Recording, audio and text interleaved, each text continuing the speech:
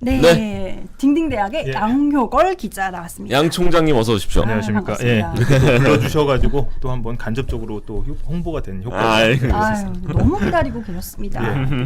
특히 이제 경제 관련 소식들이 마구마구 나오다 보니까 네. 더 기다렸던 것 같아요. 최근에 경제 관련 소식들이 계속해서 쏟아지고 있는데 맞아요. 일단은 이제 미국 소식이 제일 먼저 오고 있고 이제 금리 인상기가 이제 접어들었다 본격적으로.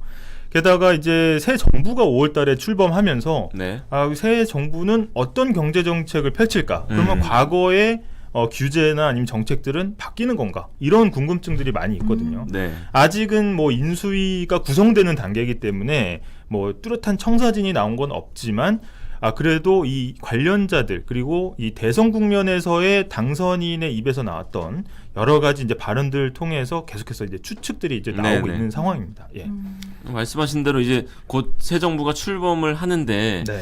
미국에서 전해지는 그 금융 소식들이 네. 그렇게 반가운 소식은 아니에요. 그러니까 지금 상황이 정말 녹록치가 않습니다. 네네네. 그래서 미국 같은 경우에 아까 말씀드렸지만 3년 3개월 만에 금리를 올렸다는 거는 일단은 이제부터는 긴축으로 간다라는 이제 신호를 준 거거든요. 그렇죠. 네. 그러면 이제 우리나라 입장에서는 이 소규모 개방 경제, 이 수출 수입으로 먹고 사는 우리나라 같은 경우에는 외풍에 또 의지를 할 수밖에 없는 경우거든요. 네. 게다가 이제 어떤 얘기를 좀 했냐 하면 미국 연준에서 금리를 올리면서 밀린 숙제 좀 해야겠다 이렇게 얘기를 했어요. 숙제. 예, 밀린 숙제는 뭐냐면 전통적으로 그 연방준비제도의 어떤 책임, 의무는 인플레이션 파이터, 그러니까 물가 상승을 저지하는 역할이었단 말이죠. 그러니까 밀린 숙제라는 거는 원래는 우리가 이렇게 인플레이션을 잡아야 되는데 그동안 계속해서 코로나 때문에 경기가 안 좋았으니까 돈 풀다가 네. 이제 그게 어느 정도 이제 경제가 좀 돌아가기 시작한다 이렇게 판단이 되니 난 본래 역할로 돌아가서 인플레이션 잡겠다 이런 얘기거든요.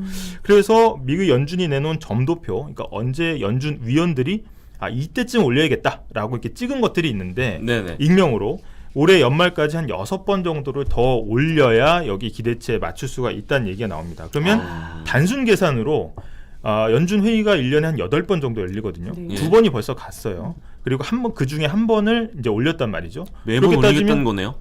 그렇죠. 이제 6번 남았는데 6번 올리면 매 회의 때마다 올려야 된다라는 계산이 나오는 겁니다. 아. 0.25%포인트씩 올린다고 했을 때. 네네네. 그러니까 미국 내 물가 상승이 너무 가파르다 보니까 이거를 잡는데 이제 강조를 하겠다 이렇게 밝힌 거고요.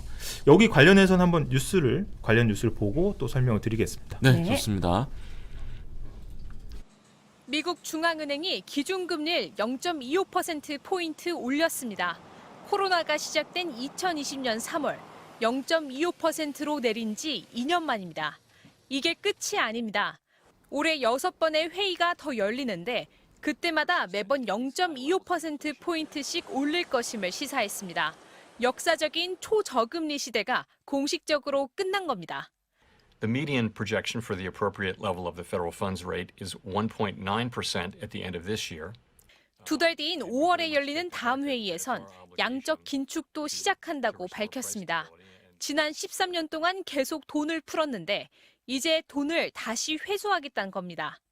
긴축 시기가 당겨진 건 물가 때문입니다. 미국 물가 상승률은 40년 만에 최고치를 기록했습니다. 미국 중앙은행은 올해 물가 상승률 전망을 4.3%로 올렸고 경제 성장률 전망은 2.8%로 낮췄습니다. 기준금리가 올랐는데도 세계 증시는 일단 일제히 올랐습니다. 하지만 앞으로도 계속 이럴진 의문입니다. 연준이 유동성을 축소하기 시작했다는 뜻은 신흥국에서 자금 이탈 가능성이 높아질 수가 있다는 거. 글로벌 경기가 슬로우다운 되면 우리나라 수출은 둔화될 수밖에 없고 금리가 오르면 사상 최고인 엄청난 가계부채 문제도 한국 경제에 큰 부담이 될 것으로 보입니다. 네, 이유경 기자의 리포트 보셨는데